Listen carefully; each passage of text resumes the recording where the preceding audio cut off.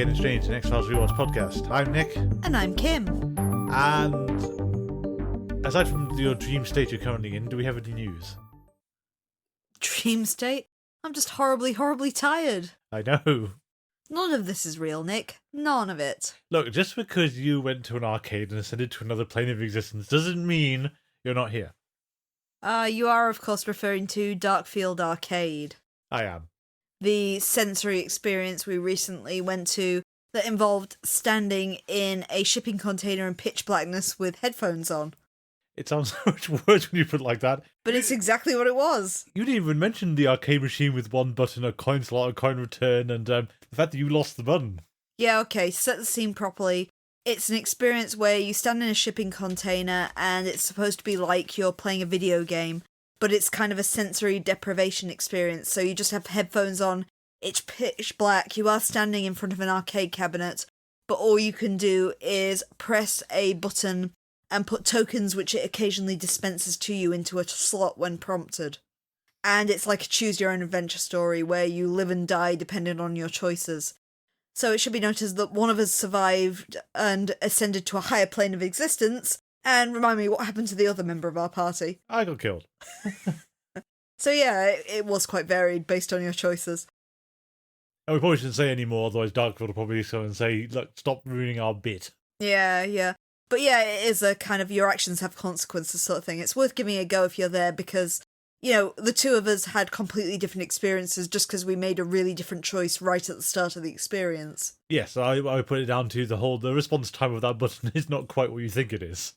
No, but when we compared our experiences, we both played through an entirely different story. Yes. Because essentially the first choice, we diverged and it was nothing like our experience. Now, to be fair, we took exactly the same first few choices. It was like the fourth choice, I think, is where we actually diverged. Or fifth. Anyway. That has wiped you out for the rest of the day. It has, yeah. I might fall asleep halfway through this podcast. Okay. So you might just get me for this one. It's probably bad, actually. I need the opposing force of the whole, but I like this episode. Are you going to get that today? No. I mean, maybe. Well, I push on, though, to Enemy. Directed by Rob Bowman and written by William B. Davis. His first and only for the series, as far as I'm aware. Yeah, I don't think he gets another one.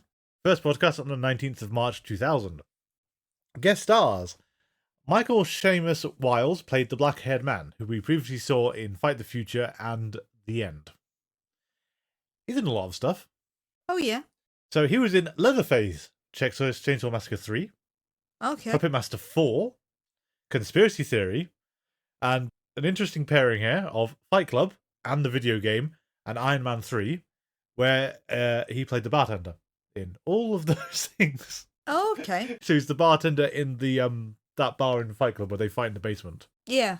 But also a bar in Iron Man 3 to get weirdly typecast. Also in Heroes of Inferno. I like Inferno. AI, Transformers, the Death Note film. Which one?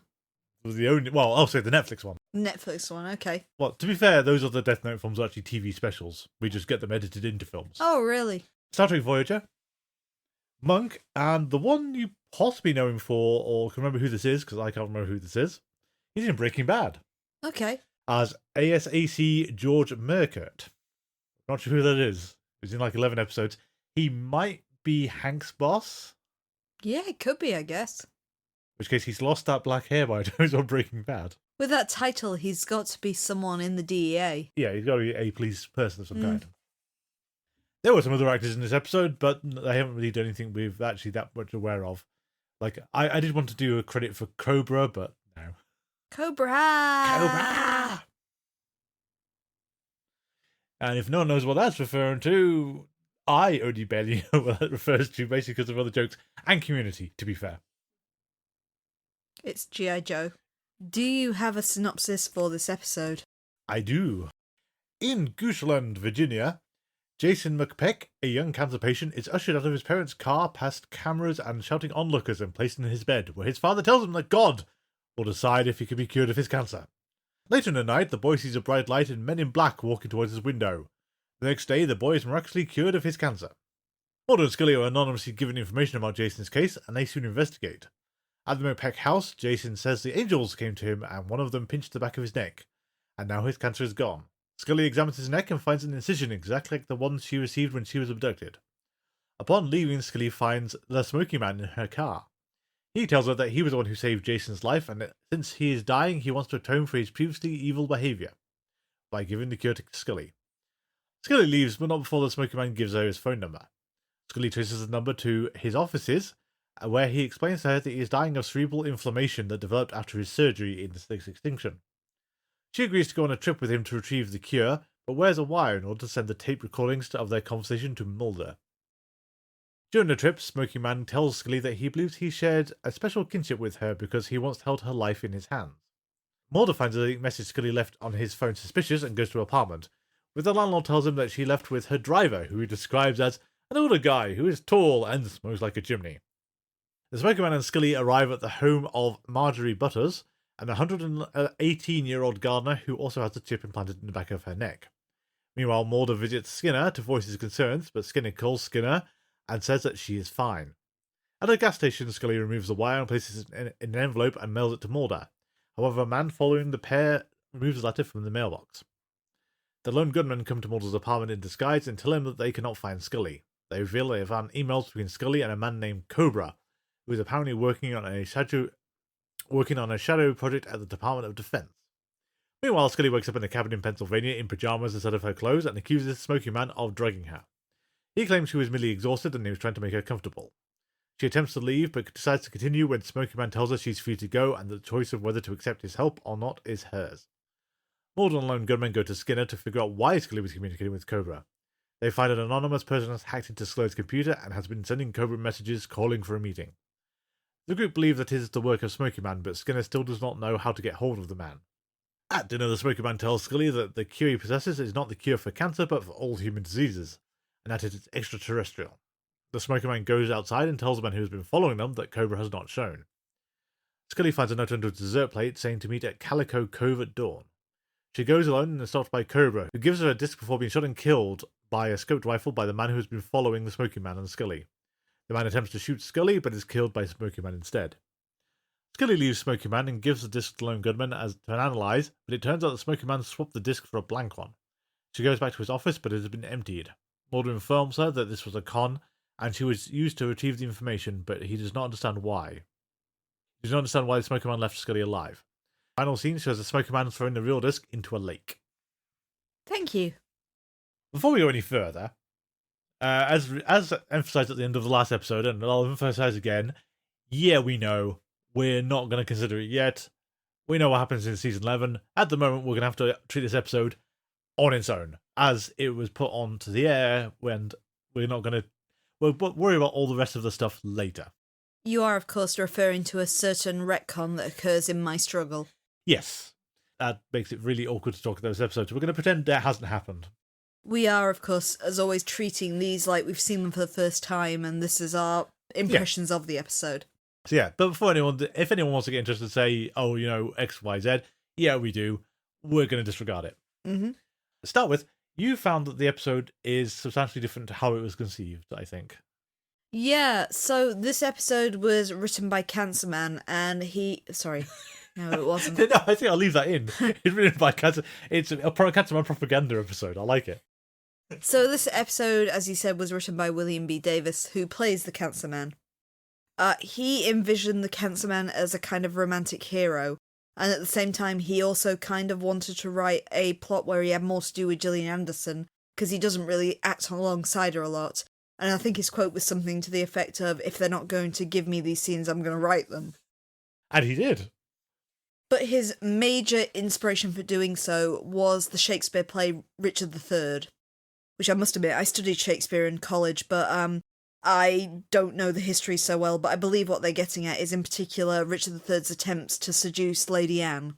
Oh, okay. In there, because you've got this idea of a character who is repulsive, who is evil, and is also quite charismatic and trying to seduce the lady. However, Chris Carter and Frank Spotnitz rewrote this episode heavily because they felt that in his original incarnation, Scully seemed too quick to trust him, whereas you've had 7 seasons now of reasons why she shouldn't trust him.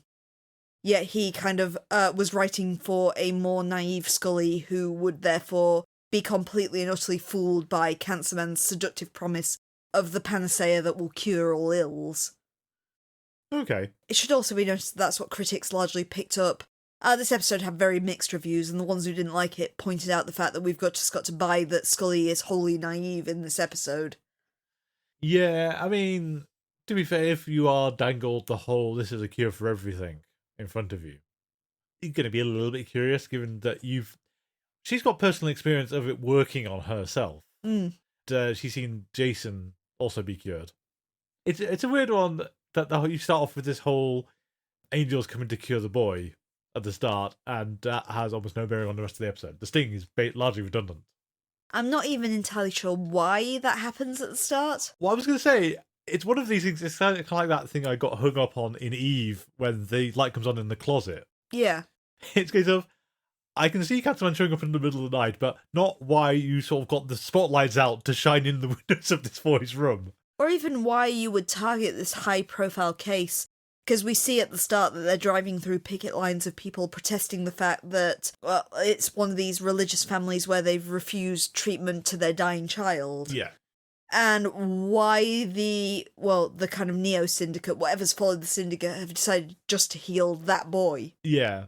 Well, I don't know who these other people are with him, because that's like a group of 5 people who show up and we have no idea who they are. All wearing suits. Or in suits. It was one of those, okay, it's the Men in Black, or it's the people from Jose Chung or something, but it's not the aliens showing up, but they've still done the typical abduction, bright lights in the window thing. So, and the be thou's not afraid Rocky. Yes. I mean, I think it'd actually be more funny if they were angels. But again, last time we had angels, that was kind of a catastrophe. I'm hoping more for Lord Kinbote, to be honest. We all want Lord Kinbote. Unfortunately, we're not going to get him. I think it's weird, though, that the boy, the angel, and everything else is just a MacGuffin to get the episode running. Because all it serves is to get Scully to visit the family so Cancerman can just sit in her car and wait for her. To be honest, I kind of want to criticise Cancerman's plan anyway, of he doesn't actually need Scully. It is weird, isn't it? Well, the hinge of the episode is the fact that someone, we presume Cancerman, has hacked Scully's email and been using it to communicate with this Cobra, this agent who can get the panacea. I believe it's the technology behind it or something like that he has. It's the programming for the chips. He's got That's the it. Chips. They need to know how to program it to be able to do the cure. But at this stage, when you've tricked Cobra to coming with the kind of coding to this certain location, why do you need Scully to actually be there? Yeah, the black-haired man could just shoot him. Or whatever you're going to do. Yeah, I don't get that either. It could be one of these problems where it made sense. I understand as well that Kryzik was apparently integral to the original script, but he's been written out in numerous drafts. And there are also some cute moments taken out where one I saw noted was a scene in which the Cancerman teaches Scully how to water ski. I like that. Was removed from the final. I wish that was still. So we know that the original idea was very different to this, so maybe this kind of plot thread, there was actually a legitimate need for Scully at some point that we've just lost. I can completely buy that, because, yeah, as you said, given that it was all posed as Scully, you don't need her at all. And I think you did comment as well, though, that while that guy does not deserve the codename of Cobra, I mean, you're thinking the guy from Lilo and Stitch kind of thing. Yeah, it sounds like the kind of name you give to someone really big and tough. Again, like you say, like Mr. Cobra, Cobra Bubbles. Cobra Bubbles. Cobra Bubbles from Lilo and Stitch. You don't imagine this kind of little Weasley kind of office workery sort of guy that appears. Well, I say no, he can be little and Weasley. He's just got to have a metallic face mask on as well. Cobra! Then he can be called Cobra. Yeah.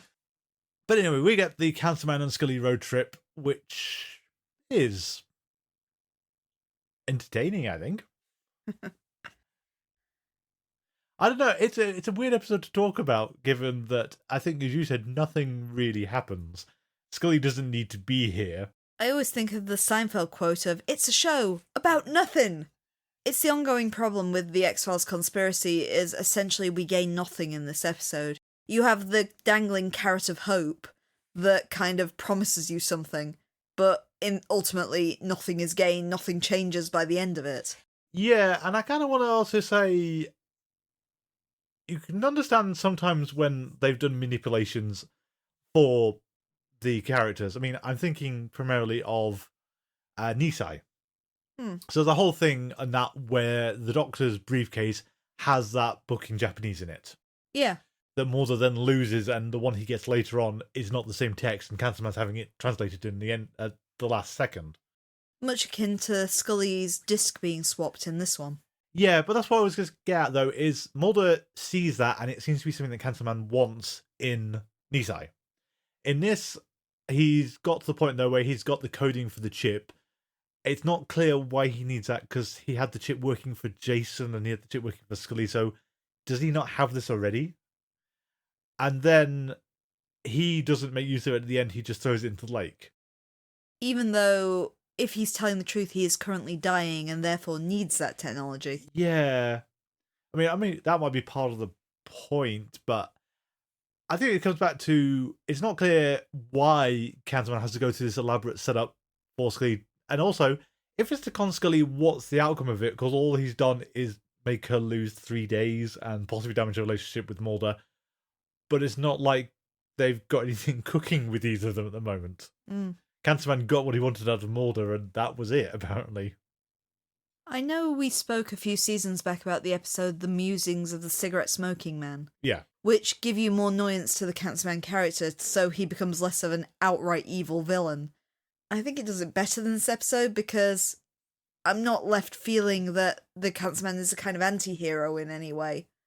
Whereas in Musings, you pitied him. Yes. Well, I think that's the thing. In Musings of a Cigarette Smoking Man, we were very cognizant of what he wanted. He wanted to be a sci-fi author. This was his actual dream.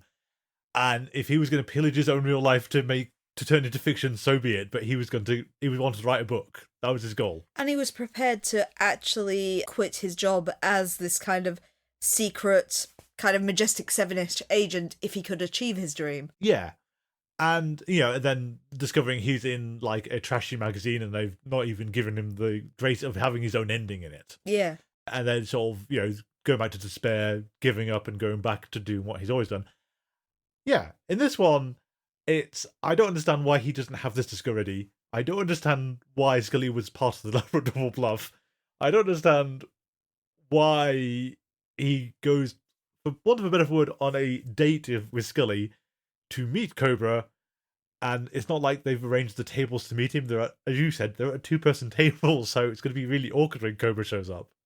Yeah, that's surreal. Interestingly, they also filmed it on 2 separate days as well, so William B. Davis and Gillian Anderson were not together in that scene in any way. But also, when Scully gets in there, you think you'd be a bit sus when she's been told they're going to meet their informant there and Cancerman sits them down at a 2-person table. Yeah. At the same time, it feels a bit... You've got that quote from William B. Davis saying, I'm going to have to write scenes where I spend with Gillian. And then they don't film them with him with Gillian. There are a few nice scenes in there I quite like. I really like the fact that she tells him not to smoke in the car and he does not. Yes. It's showing this increasing line of the Cancerman actually respects Scully. Yes. Which he says in an early episode. He says something to the effect of, to Agent Mulder, I like you, I like Agent Scully too, that's why she was returned to you. And you always get this impression he does actually respect her. Yes. One Breath was the episode in particular. Is that the one? That's the one. Mm. The interesting thing about that is that that's a really great little bit for Cancerman. I think the problem is that was Morgan Wong put that in. And we know that if you do that, Chris Carter and co aren't beholden to what you do. Given, Cancerman likes Mulder and Scully. He's tried to kill them an awful lot of times now. Yeah. Mulder in particular. Mulder is like a sort of a toss a coin as to which way he's going to go this week. Mm. But yeah, so it's getting back to the dinner though. It's that's weird, and we know that Cobra's actually in the room because he's actually just watching them from behind. They don't know he's there. Mm. They have no idea what Cobra looks like. I don't really get how Cancerman doesn't know what Cobra looks like. I do get to see Scully in a very nice dress that Cancerman has picked out for him specific. It's very flattering. It's a very flattering dress. And yeah, we also get our Scully cheesecake for the episode. Yes. Somewhat unnecessarily. Like, is that really the only place you could secure a microphone, Scully? Well, technically, yeah, you do always pin it down your chest. I know, but you have to sort of flaunt your cleavage into the camera and all that. It felt a little bit unnecessary. But she does look very good in the dress. And so, Cancerman's got good taste. He has a nice house. He does, yeah. I'm not sure why they don't try to go back there, given he still be living there. I don't know, I'm going to come back to, I think, your point about how this script got mangled by Carter and Spotnitz. On the grounds, it's things like Mulder dismisses the 118-year-old gardener who they go to visit. And that's so blink and miss it going to see her and that doesn't pay off to anything. It's like that. Here is a 118-year-old woman who really likes Cancerman because he saved her life. Bye. I think it's just the idea that he's trying to ingratiate himself to Scully. It's, look, I can do these altruistic things, like this woman has lived more than the average natural lifespan because of my assistance. Yeah, I think there should be more of them. There should be more moments of this. There's not enough of it. Because I don't know, it can't decide if it wants to be the road trip with Scully and Cancerman or whatever he's trying to do. And I think it's that the question mark over what on earth he wants out of it is the bad bit. Because even at the most cryptic part of the conspiracies, you usually understood what he was getting out of it. Yeah. It was usually he got the thing that Mulder wanted, or they substituted a fake one in place of it, or, something's debunked and they think it's something mundane, and then you sort of cut away to Cancerman showing that, yeah, clearly it is actually the supernatural thing you thought it was, or aliens or whatever. Even at the end of this one, where Cancerman destroys the disc, I'm not sure what we were trying to get at with this scene. No. And also the fact that he had the spare one ready to swap over immediately, so he knew exactly what form it was going to come in to be able to switch the discs that fast. But it's not even that he was trying to get his hands on this disc to do something with it. It's literally that he's trying to get his hands on this disc so he can watch the world burn. Yeah. And that doesn't really match with anything he said up to that point. No. It might just be something that was lost on me, but I don't really get what his endgame was here. No, I don't get it either. It does feel like it's been just kind of glued together out of bits. Yeah. I must admit that I think this episode might just be a bit lost on me because I want to like it. I want to watch the Cancerman and Scully road trip episode. Yeah. But I feel it's got little point. Even on the scale of the conspiracy, kind of promising the world and giving nothing. This is still on that kind of scale. And it seems weird at this point when we've said that this is the experimental season because they didn't know if they'd get a season 8. Yeah. Of why you would still have such little closure. Yes. I mean, especially after doing closure, you might as well do something more definitive with Cancerman. The other thing that just occurred to me, and the episode does not grapple with at all, is, okay, so Cancerman has chips. If you know how to program them, can cure anything. Yeah. He's giving Scully, or purporting to give Scully, the disc with how to program the chips. Yeah. Is he going to give her a big thing of chips? Because without the chips, you can't do anything. True, yeah. I did find there was one thing I thought was funny. Well, there are a few things I thought was funny in the episode, and I'm not sure if they're intentional or not. I think so. Okay. So there's a bit where Mulder bursts into Skinner's office for the second time. And he's got a comment saying, "Is my assistant not out there?" Yeah. No, she's away from her desk, so it's like, what is going on? Mm. And it's nice to see the lone gunman, always. And the fact that they have met Skinner before, so there is a kind of the whole, I believe you all know each other. At the same time, though, that mini CD is like the whole conclusion at the end of the episode that it's blank. Like, are we sure we put it in the right way up? Good point, yeah. Because there's no label on it or anything. I think, again, we've got the problem of there's not a lot to the episode. As you said, an actual road trip thing would be more fun. Nothing important happened today. Later. That's later. I suppose, actually, I think one of the things the episode never grapples with, and Scully does actually voice it quite early on, and it's a bit of a problem, is it's not clear why they need to drive. Or why they need to go somewhere, because it's like, some of it's they're trying to make sure they can't be traced because Mulder and Lone Gunman can't track her through airline tickets or anything, so going by car means that they can't be followed, basically. Yeah. That's one thing. The other part of it, though, is that, the destination is unclear, but the destination turns out to be Cancerman's house. Yeah. It'd be better if there was a place you had to drive to, there was no way to fly to it, they had to do like a pilgrimage. like you said, with the meeting the gardener, is there's more stops along the way to sort of make out Cancer Man is this altruistic person. Yeah, good point. And that all just kind of just didn't happen. Yeah, I think my major flaw with the episode is the fact that it kind of portrays it almost like a heist movie. Yeah, and it would be more fun if it had been a heist movie. It's thinking in the terms of something like Ocean's 11, where you think everything is going one way, and it turns out in the last act, without spoiling Ocean's 11, that essentially everything has been planned, and even when it looks like it's failing, it's all coming up Millhouse, essentially. Yeah, or to... okay, I can see that as well. So, like, Scully meeting Cobra in the middle of that lake. That's all the distraction, and Cancer Man's doing something completely different, and... Yeah, it's all moves and counter moves. Yeah, that would have made it... But that's kind of how it portrays, is we get to the last in this movie, the disc has been swapped and it's blank, and Scully realises that she's been used just to get the right disc into Cancer Man's hands. So essentially you have all the trappings of a heist movie, but it's the most absolute vanilla, mundane heist movie that you can actually imagine. They haven't really thought through all this cleverness, which interestingly is what they tried to do with The Amazing Maylene. Okay.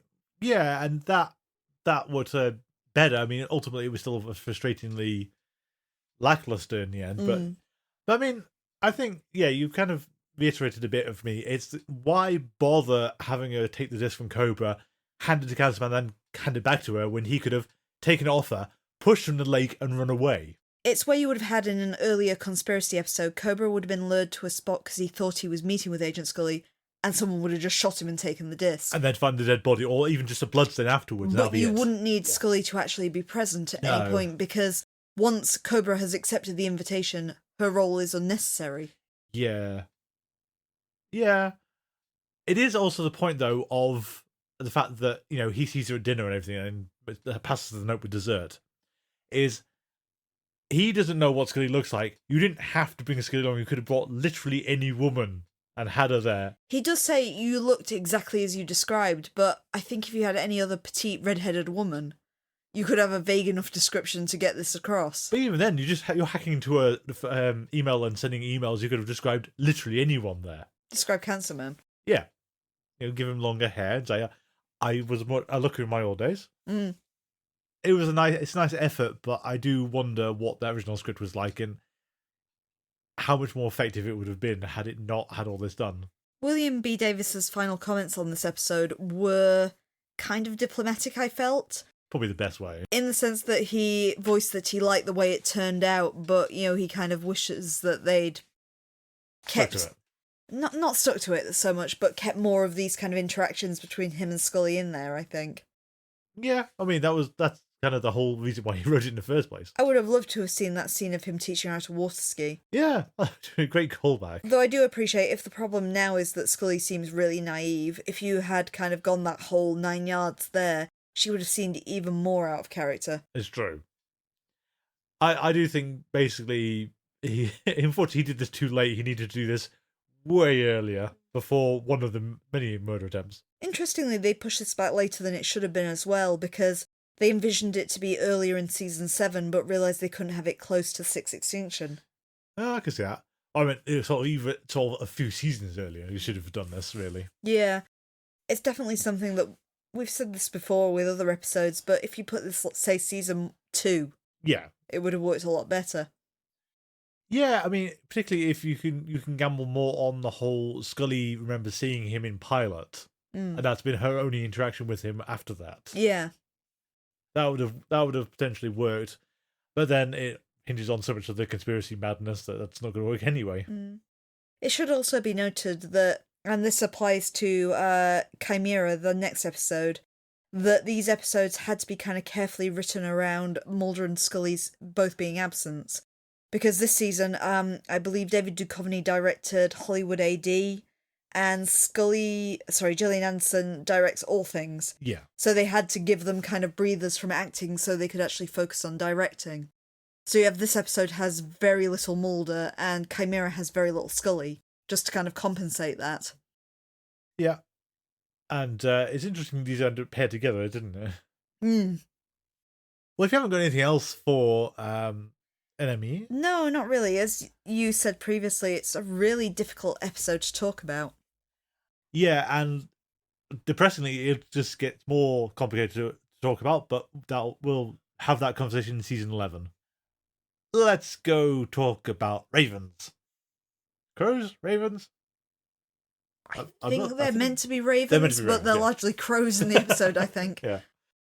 And why they're not like writing desks? Well, if only. Mm.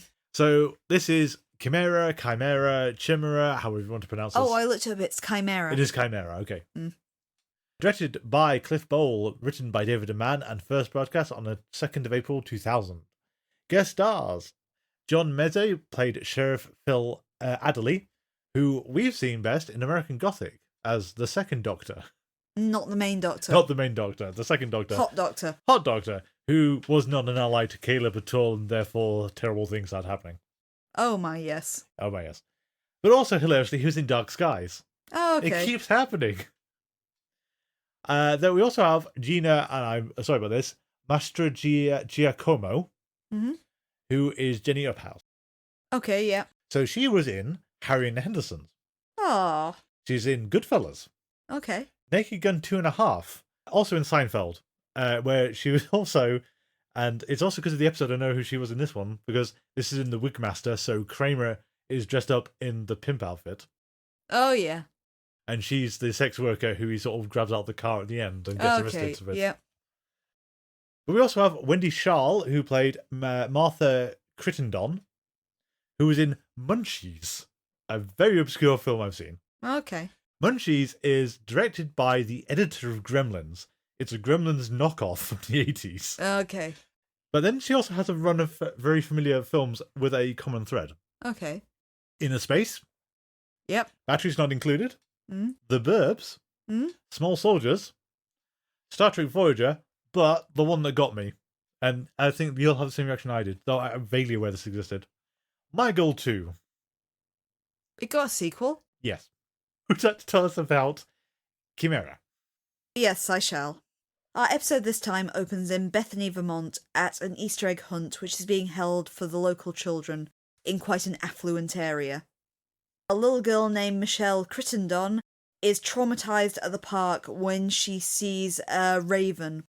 At this time we see Jenny Upton, a local woman who's largely looked down upon by the locals because she lives in a poorer area, watching.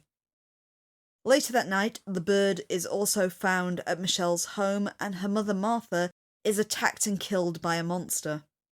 In the meantime, in Washington, Mulder and Scully are on a stakeout, searching for a woman who they believe is a rare female serial killer who's targeting prostitutes. Mulder believes that she has the power to go invisible, because every time there has been a police raid at the premises, she has suddenly disappeared despite being seen entering it. Mulder gets a call about the opening kill, and leaves Scully alone doing the stakeout while he investigates. At the office, Skinner kind of indicates the fact that Mulder's only been put on this case due to the fact that the victim is very high profile, but does ask Mulder what he knows about ravens, and Mulder points out the fact that usually folklore depictions of ravens are very negative. It's portrayed as being a trickster at best and pure evil at worst. Mulder heads to the Crittenden home and interviews her husband Howard, who has a strong alibi and was therefore not suspected as being the killer. Howard does, however, tell Mulder that he believes his wife was cheating on him because he found birth control pills, which are not necessary for him because he had a vasectomy. He believes that his wife might have just run off with her lover. While in Vermont, Mulder stays with the sheriff, Phil Adderley, and his lovely wife, Ellen. Ellen has an odd encounter on a walk away from her home where she's approached by Jenny and sees ravens once again, before catching a glimpse of the reflection of a monster in a nearby car window which then shatters. Later that night at the Crittenden home, Michelle becomes traumatised once again as she sees the raven outside the window. Howard leaves the house to check it out and finds a hand sticking out from his flower patch that's being predated on by a large murder of crows. The police dig up Martha's body, finding that she's covered in claw marks. The forensic officer on scene says it looks like a bear attack, but can't explain why a bear would bury somebody in a flower bed. Ellen tells Mulder that she saw the reflection of the monster earlier, and Mulder believes her, thinking that this could be what killed Martha.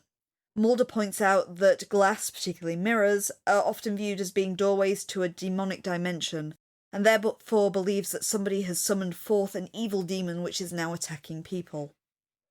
Ellen voices her concerns that Jenny Uphouse might be the one responsible, but when interviewed, Jenny of course denies it. Later that evening, Ellen finds a skeleton key in her house and sees a raven by the baby's crib. She also catches sight of the monster again, chasing her across the house, smashing mirrors as it goes. She hides in the closet, but then Phil comes home and finds her. Phil dismisses her concerns, saying that she's clearly just stressed and believes that she's imagining things. However, Mulder is interested in the skeleton key she found because it matches one that they actually found in the corpse of Martha Critterton's pocket. He deduces, with no evidence, that the sheriff must have been having an affair with Jenny and probably also Martha. He also infers the fact that Martha was pregnant, 4 weeks pregnant in fact, by the time that she was killed, and believes that the sheriff is the father. Of course, he denies this. However, we as the viewer see that he is indeed sleeping with Jenny at a local motel. The sheriff leaves her there early one morning to go out on a call, and Jenny is subsequently murdered by the monster. When Jenny's body is discovered, this of course implicates the sheriff in the crime. As the viewer, we are the only ones who are actually witness to Jenny's attack, and the one thing of note is that while she was struggling with the monster which ultimately killed her, she did manage to grab hold of a bit of a shattered glass mirror and stab it in the neck. As Phil explains to Mulder that he is actually not very happy in his relationship with Ellen, hence his affairs, he reveals the fact that he has been essentially trapped by Ellen. He wanted a divorce a few years back, but as Ellen got pregnant, she kind of trapped him in their marriage. He also believes now in the entity and believes that he is possibly the reason for this happening, though he's confused how he could summon a demon without even knowing it. During the scene, we see cutaways to Ellen, who is bathing and discovers a large cut in the back of her neck, and slowly reveals that she is in fact the monster as she has flashbacks of her previous kills. Before Mulder can come to this conclusion himself, he actually gets a call from Scully. Scully throughout the episode has been quite frustrated in the fact she's been left alone to solve this female serial killer case. She has actually uncovered the fact that the prostitute killer is not an X-File in any way. It is rather a religious man who has disguised himself as a woman to ingratiate himself with the local prostitutes in an attempt to get them to kind of leave the prostitution ring and head to this kind of Christian halfway house with him. The reason he has been disappearing from the case is that he always walks into the building as a woman, but removes his disguise before leaving, exiting as a very, very different looking man.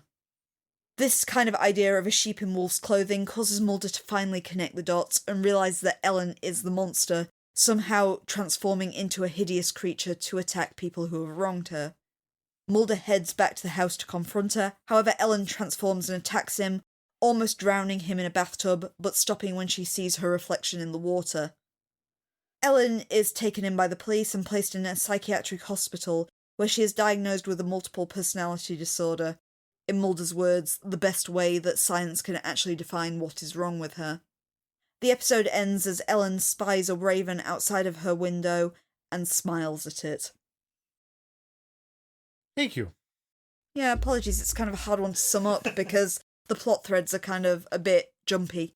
Well, I would say, I think we've made a joke a few times of didn't remember what happened in this episode at all. I must admit, before you slam into this one, because I know you will, that it's, despite the fact I didn't really remember it, it's not actually half bad. I would say it's not bad. It's very contrived, maybe? I think of it as being kind of a serious attempt at Arcadia. Yeah, I can see that. The dark heart beneath the picturesque community. Like a kind of affluent homeowners style community. Yeah.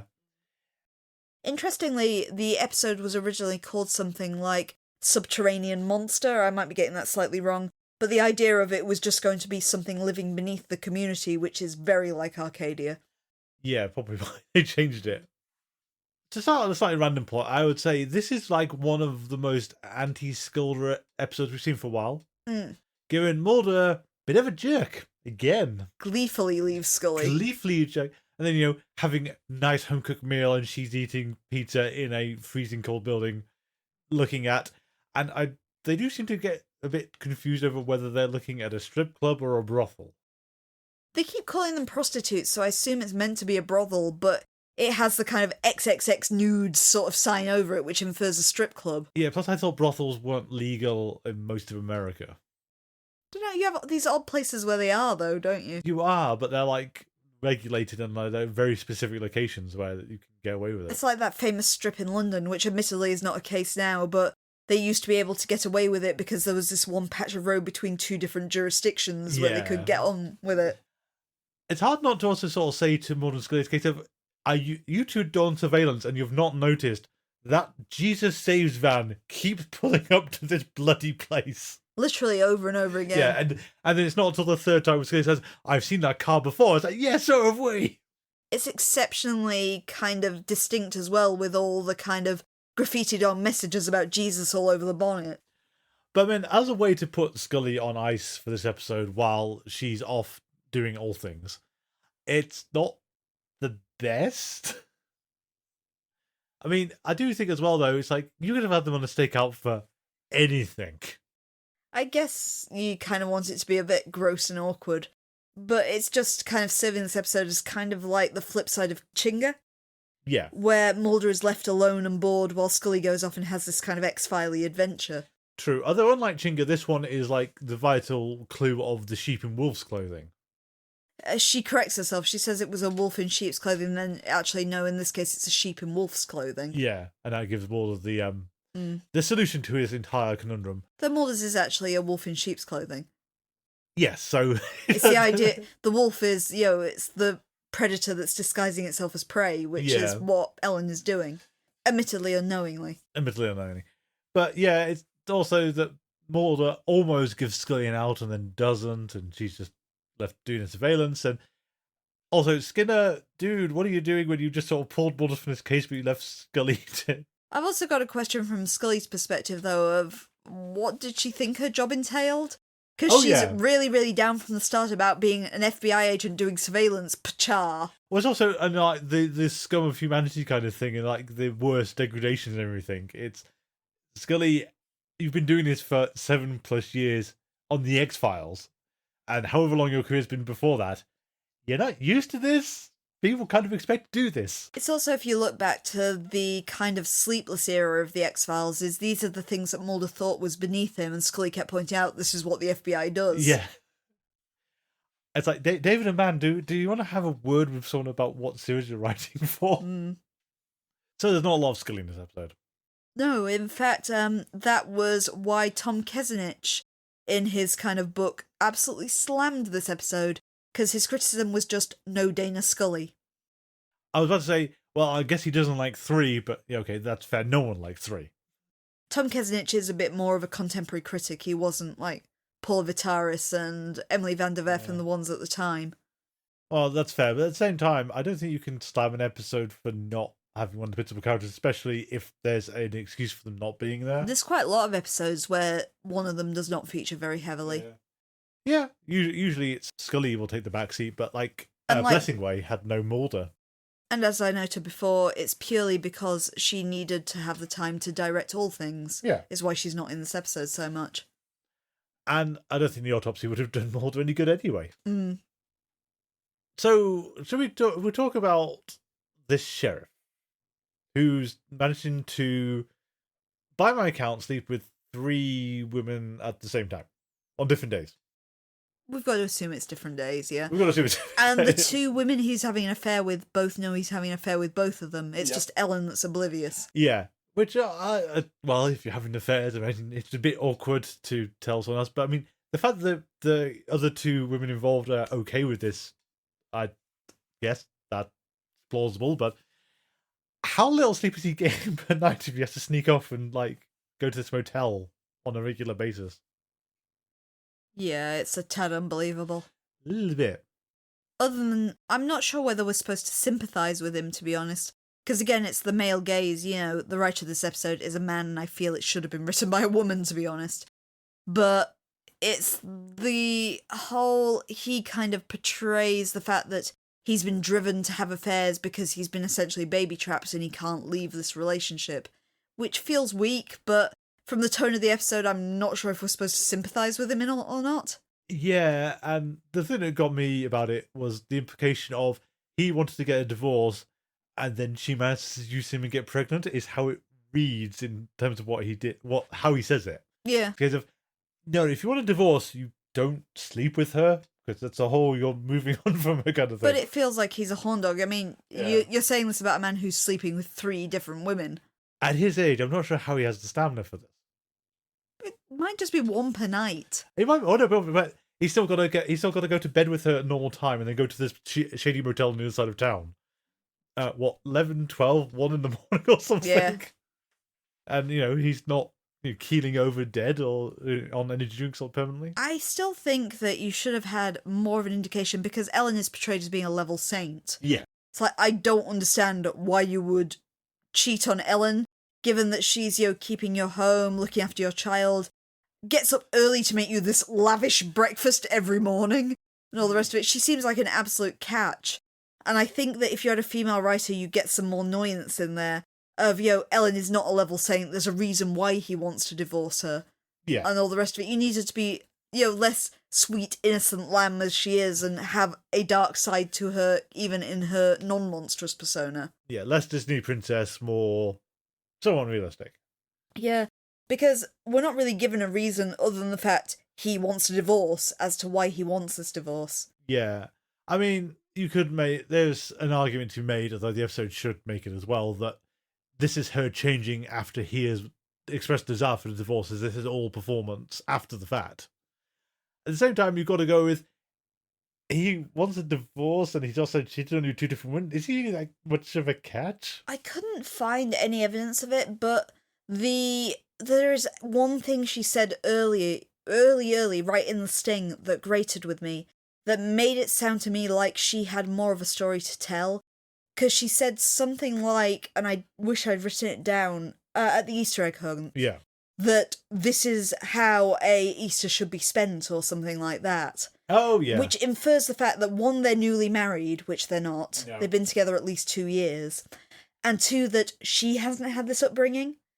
And if you had more of an indication of she'd come from poverty and she was desperately trying to cling to this life, you'd have more of the desperation needed for this whole element of, oh no, she's becoming this monster subconsciously to protect her family. This subconscious idea to not return to where you came from. Yeah. Yeah. And I think if you'd gone more into that, you'd have more of this kind of idea of, both a reason why he didn't want to be with this woman who was low-key kind of crazy, but also the fact of why she doesn't want to give this light up and she will kill to protect it. Yeah, that would have definitely helped an awful lot. It was just that one line, and I wish I'd written down exactly what she said, but as I say, it just stuck with me because it jars with the way her character's portrayed for the rest of the thing. Yeah, and I also would feel oddly that the sting is written without knowing who's having an affair. Yeah. What I mean is they see Jenny show up and they're kind of sneery because she's from the wrong side of the tracks. That's, that's per the norm. I think you call that kind of like white trash normally in America. Yeah. It's that sort of character. The wrong side of the tracks is the euphemism you get for it a lot. Yeah. Well, when we see her in her job, she's like working at a kind of Burger King-ish sort of restaurant. Yeah. It's that kind of stereotypical idea of the woman who's poor versus Martha, who's a Supreme Court judge or something like that. Yeah. Well, her father's a federal judge. That's it, yeah. And that's why Maud has to go and see it. So you get that at first, but then it's like when Martha rings up her husband to sort of say, can you come back here to comfort your child? And she doesn't reach out to the sheriff at that point in time for comfort or anything. No. I do also want to step back though, because we skimmed over it, but it's the sting of this episode is weird, because the actual sting is the monster attacks Martha in her own home. Yeah. But the setup to that is her daughter, while Easter egg hunting, on her own, no less, because there's no one else doing the egg hunt, it's just her, and a lot of kids at that party. Oh no, all the kids are doing the egg hunt. She's just kind of wandered off to this area where there doesn't, like a little orchardy sort of area where there aren't any eggs. But it's then, her trauma though is seeing a raven. And she clings to this trauma verily. She really... I mean, that scene where Howard discovers the body in the flower bed. She says, "Daddy, it's returned," and I don't know how she can even see out the window from the point. It's this Not raven, that angle, yeah. And it's made no sound either. There's No. been nothing to indicate there's a raven there. But it's sorry, I do understand some people are afraid of birds. Maybe that's what's wrong with her.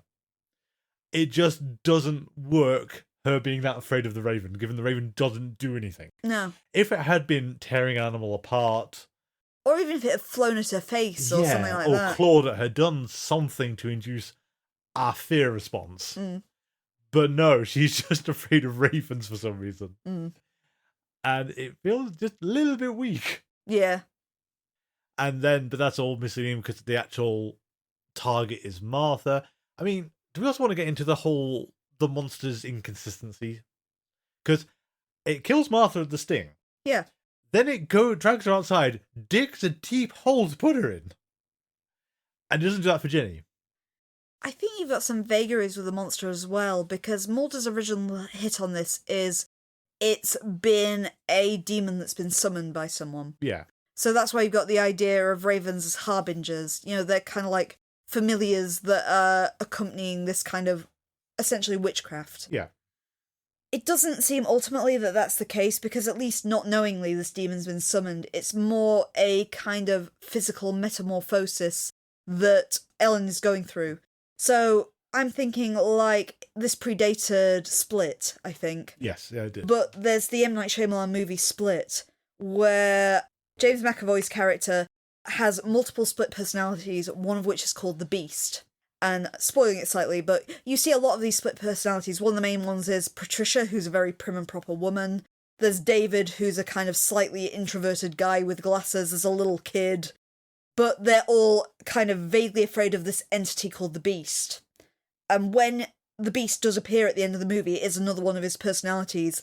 And he exhibits kind of like this superhuman strength as the Beast that seems almost kind of unnatural. Whereas his other personalities are all vaguely normal. Yeah.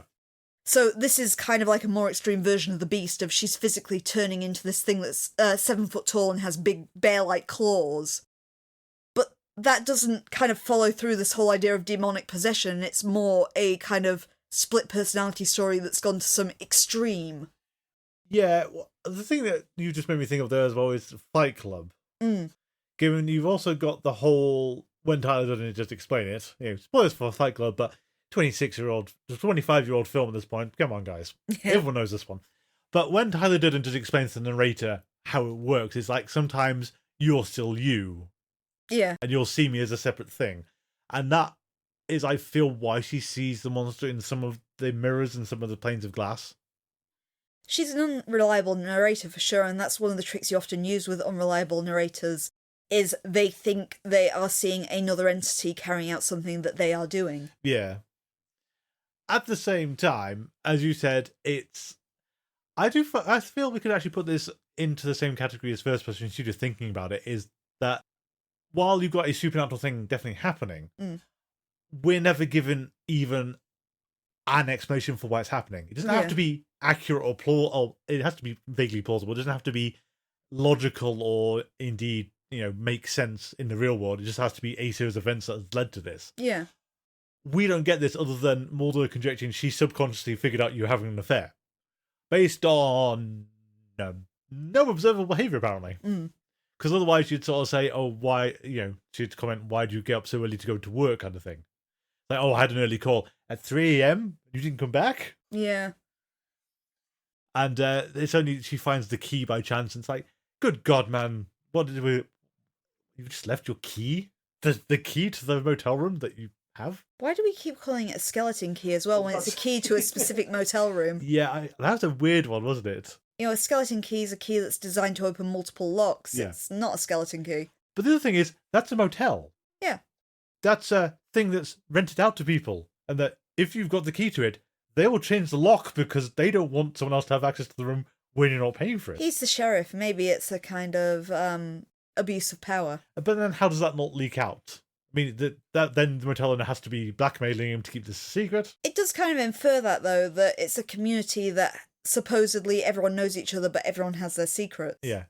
But then again, I think that's part of this is kind of like the whole Arcadia is a superior version of this, because they all had a shared secret they all knew. This one is trying to play everyone has their own individual ones, but as far as we can tell, it's just the sheriff and these two women have secrets and everyone else is completely oblivious. Well, Arcadia is more of a Omelette story. I think I mentioned Omelette before. You did. It's an Ursula Le Guin story, Those Who Walk Away from Omelette, where the idea is that everyone can live in this idyllic community, but at one point they're all shown the horrible thing that Omelette is built on. And when they see that, they essentially have the crisis of confidence of either you walk away and you never return to Omelette, or you kind of keep this inside and still live this idyllic life knowing that there's this darkness under it. Yeah. And that's not this either. No, but that was Arcadia. That was Arcadia. And that worked very well here. And like you said, it's just it's just not as effective here. And I do wonder if, like with Enemy, this is an episode that was mangled somewhat by the rest of the team. Given I've got to imagine that things like that bit with the Raven at the end feels like it's meaningful. Yeah. And it isn't. Because I don't know why she's so in awe of seeing the Raven outside her window at the end. Especially as we've now hit on, the Raven muddies the water, as does the broken mirrors, though I can buy for the broken mirrors maybe she's physically breaking them. You know, she's already unreliable, and we don't know that they are just shattering and she's not smashing them herself. It's true. But with the Raven, you're still feeding into that idea that it's a demonic thing, like witchcraft, like possession. But it's not. No. And I'm kind of confused by everything. And yeah, just Raven shows up in the house, and it's a case of, okay, is this going anywhere? It's the Raven doing this. It's this Bioshock Infinite, and people are firing hordes of crows at people. Nevermore. I think there's a lot of season 7 seems to have a lot of these ones where it starts with a premise and then it loses that premise. Because one of the points about this one is Mulder has been put onto this case because this woman's father is a High Court judge. Sorry, federal judge. And there's no comment of when they find her body, what does that mean for the case? Why has that not meant more FBI agents now swarming down because she's been found dead, she's got this political affiliation, or this political link, it's a big deal. It was a missing persons, now it's a murder case. Yeah. And it doesn't happen. It's just Mulder bimbling around town on his own, being possibly the weirdest he's been for a while, given... I feel they also write off the husband really instantly in this. Because, you know, in most murders, if there is a violent crime, the main suspect is the husband or the lover or something like that. In this, they kind of go, oh, no, he has a strong alibi. It's like, these are rich people. Could he not have arranged it in some way and orchestrated this alibi? We're not going to investigate this anymore?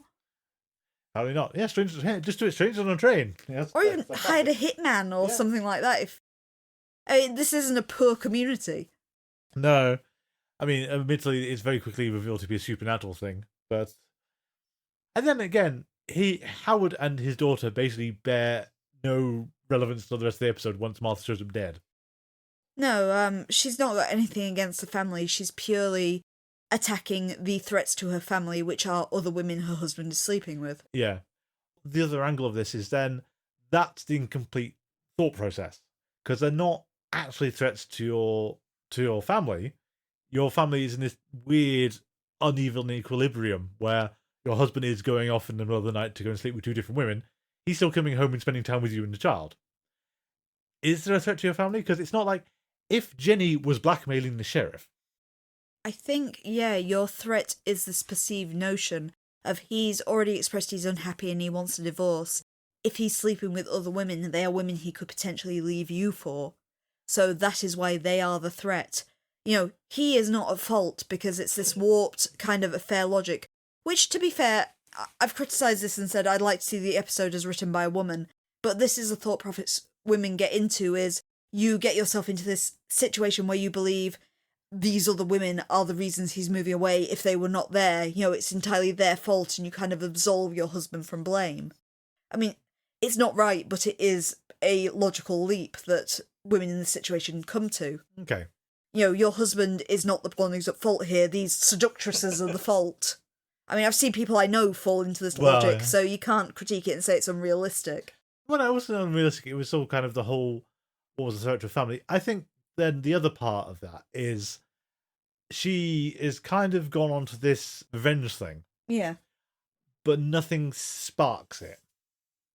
What I mean is, the start of this Easter... Why then? Yes, this Easter thing. So she is best friends with Martha, and they see Jenny, and there's the whole... I think the weird thing about that is Martha is really down on Jenny being there, and Ellen stands up for her, saying, "Oh, her son is in so and so's class, or whatever it is." You bear in mind, Ellen doesn't consciously know she's the monster at that stage. No, she doesn't know the monster, and also Martha and Jenny know who the other one is. Yeah.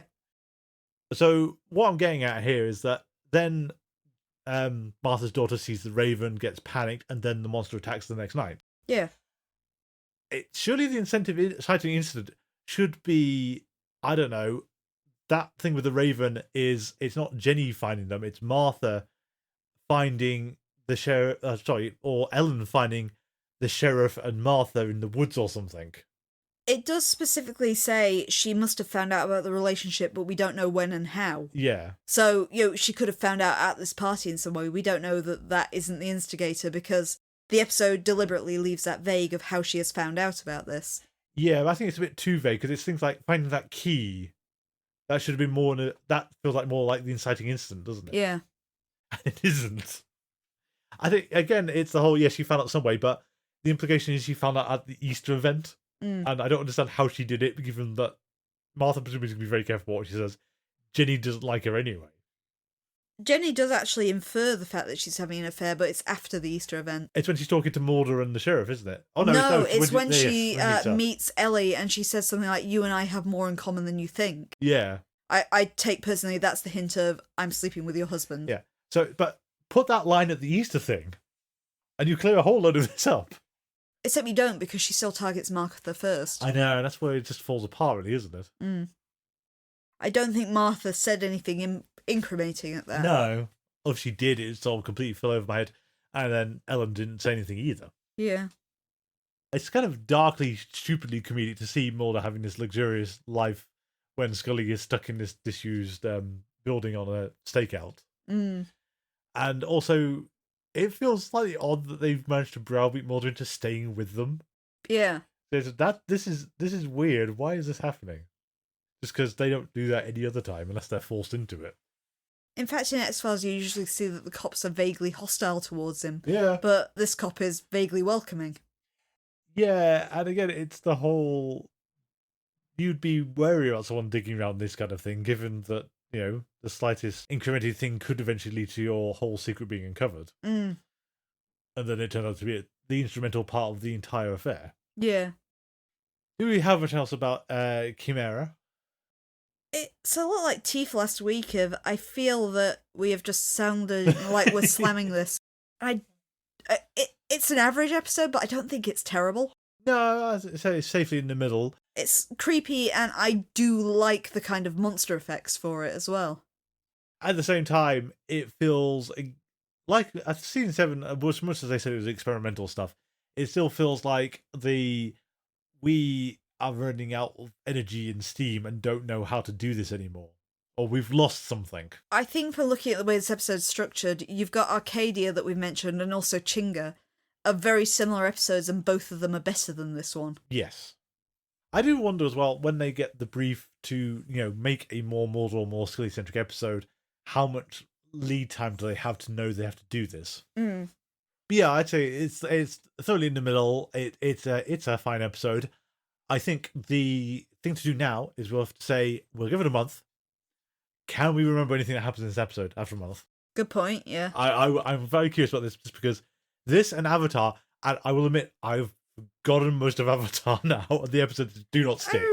I remember the crows in this, and I could remember the bit where they found the hand buried in the flower bed, though I personally thought that was the sting. But that would make more sense as a trauma thing for the sting. I remembered in my head the little girl finding it, and no, it happens maybe 15 minutes into the episode. Yeah. We'll know from Ellen. At least she's been left alive, so, we can have her and Mr. PT team up and the anti-Mulder squad later on. Yeah, true. Okay, so next time, though, we will have Gillian Anderson's directorial debut, which is All Things, all in lowercase. Yes, it is. It's But weird. I don't know quite why that's in all lowercase. And Brand X, where we will have to deal with Jigsaw. Wants to play a game. If you'd like to get hold of us, our email address is thingsgettingstrange42@gmail.com. Alternatively, you can find us on social media, and please do if you would like us to promote anything at the start of one of these episodes. So long as that thing is X-Files related. We are on Twitter and Tumblr at GetStrange42. We're on Mastodon at GetStrange42@universedon.com. And we're on Facebook, where you can find us by searching for Things Are Getting Strange and X-Files Rewatch podcast. Additionally, and if you're not sick of my voice right now, I also stream on Twitch TV under the name AdverseCamber42, and also have a connected AdverseCamber42 Twitter and YouTube channel. I stream whatever I'm currently playing on PlayStation 5, although I sometimes do random other days of the week. My set streaming days are Mondays and Wednesdays at 8 PM GMT, and Saturdays at 5 PM GMT. I'm currently streaming Yakuza Kiwami and Cyberpunk 2077. We have Patreon, patreon.com/thingsargettingstrange, where you can find our Let's Play of the X-Files FMV game from the 90s. 1998. 1998, where we play Craig Wilmore and try not to die, and really don't do very well with that brief. We've also got our review of Mulder and Scully by Catatonia, and our review of Goblins by Charles Grant, soon to be followed by our review of Whirlwind by same author. Hooray! Our theme music is Envision by Kevin MacLeod. You can find it on Compotech.com, licensed under Creative Commons by Attribution 3.0. Thank you all for listening, and until next time, please remember, It's not me, it can't be.